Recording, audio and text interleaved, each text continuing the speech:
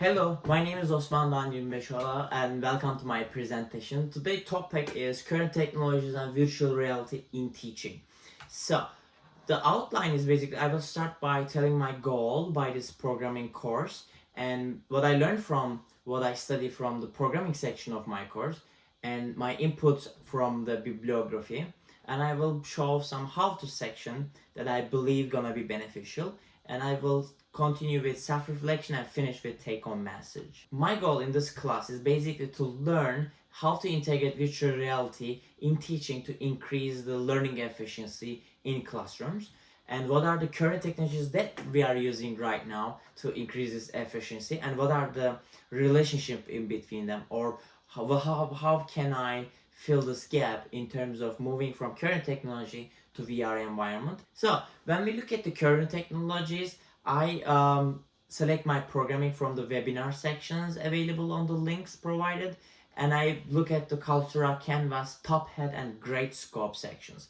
So out of these four technologies that are also available in Oregon State, the Top Hat and Great Scope are focused on instructor efficiency side, and Cultura and Canvas are focused on both ends. Canvas is basically the main body where we can combine Cultura, Great Scope, and Top Hat inside it. Even we use them all, we are not able to 100% integrate students' learning within the technology embedded together. When I dig down more in the programming, I also learned that laptops versus cell phones metric, which is also counted at Oregon State as well. So within the increasing technology usage, the number of laptops that are being used decreased while the cell phone usage increased for the purpose of classes. However, when that happened, we all have our notifications in our cell phones, not on the laptops.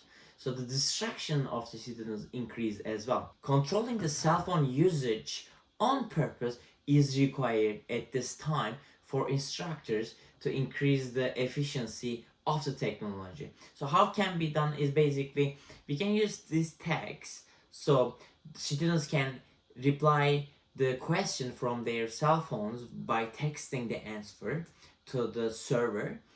This can be done, and this can also increase the engagement of shy students. Maybe they just don't want to raise their hands, but they can give the answer, and this can also help to statistically analyze how the students are doing within the classroom simultaneously. So this was one approach that I learned from my programming to integrate technology more. The other one was the AI integration within the grade scope. This mostly benefits the instructor side, but it basically reads the handwriting of the students and groups the similar answers. So it's enormous time saving in terms of the grading on the side of the instructor. And also with the Cultura, there are in-video quizzes. So basically we can create attractive videos to grab the attention of the students while we can put the small quizzes in those videos. So when we move to my bibliography section, what I learned is basically VR is giving better learning conditions. So how it is basically when you wear this headset, you are getting into the virtual reality world, and the better learning conditions basically you don't need to wait for your classmate to finish their experiment to use the experimental tools. Sometimes we don't have enough experimental tools, and in VR we can create them immediately for any number of students who are attending.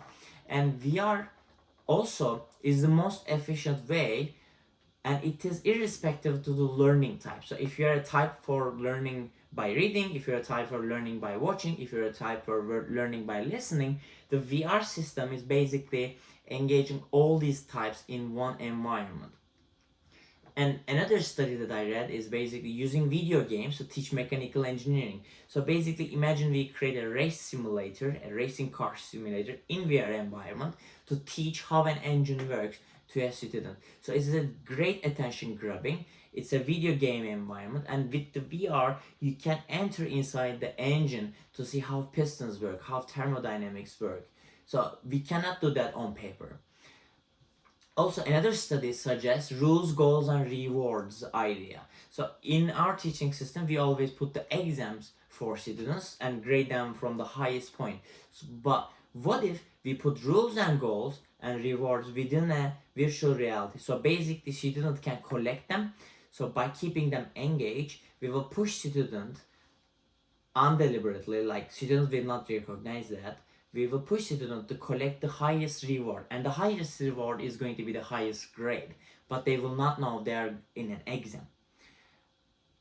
So next study that I looked, they studied for the effect of computers, avatars, and faster learning. So basically, in VR environment, if we are going to bring them into the classrooms, we need a better computers, because you don't want a laggy environment or low quality resolution. They are definitely distracting, and students doesn't want to get in them.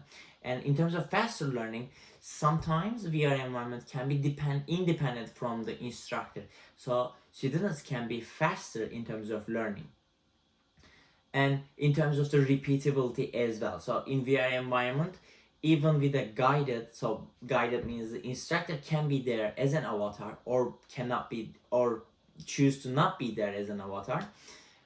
Students can repeat the same topic again and again, even until they understand it or give up.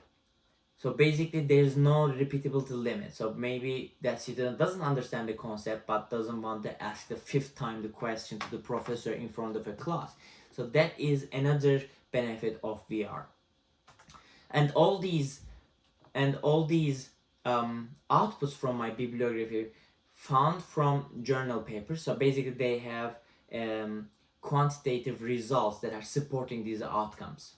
So when we look at here as a summary in terms of virtual reality, there's no boundary. So anywhere in the world, so when you put this headset, you will look like this, and you will be able to interact with the environment by using these controllers. You will look like this, and anywhere in the world, you will be able to connect the same classroom and do the similar experiments and learning experience with the other classmates. And there's no number of student limitation in this classroom.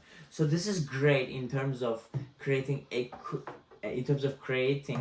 fair learning environment to the students.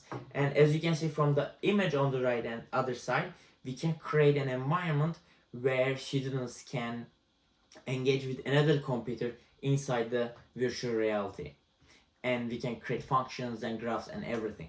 So how we can do that is basically we need to pick the right concept to teach, because not all the concepts are applicable to virtual reality. We need to integrate visuals to VR via CAD programming, CAD modeling, and learn how to integrate the Oculus headset or any other headsets and code them in a way that we can import our syllabuses into the virtual reality. The good thing is these platforms are coming out and instructors can buy them, and by dragging and dropping systems, we can integrate our syllabuses into the virtual reality, which is another great environment, which is a great opportunity. And next step is going to be sharing these virtual classrooms with the participants who would like to get the class from us, and see how it goes with guided and without guided, without guided virtual reality teaching. So in terms of my self-reflection, what I can say is basically current technology is old school. It's still based on exams. It is less repetitive and less attractive, because when technology keep increasing, we are consuming the knowledge faster. However, we are not changing the way we teach fast enough that can meet with the technology. And even with the current technology, even we integrate the cell phone usage, we are gonna get distracted, and you will keep seeing this student is looking at the cell phone. However, when you move into the VR environment, students will be wearing a goggles, so there won't be any notifications that are not under your control. So basically, we will control the technology and how they use it with the VR environment, which is good. There won't be any physical boundaries. It can be like a game, and they can repeat it unlimited times, and it will be attention grabbing.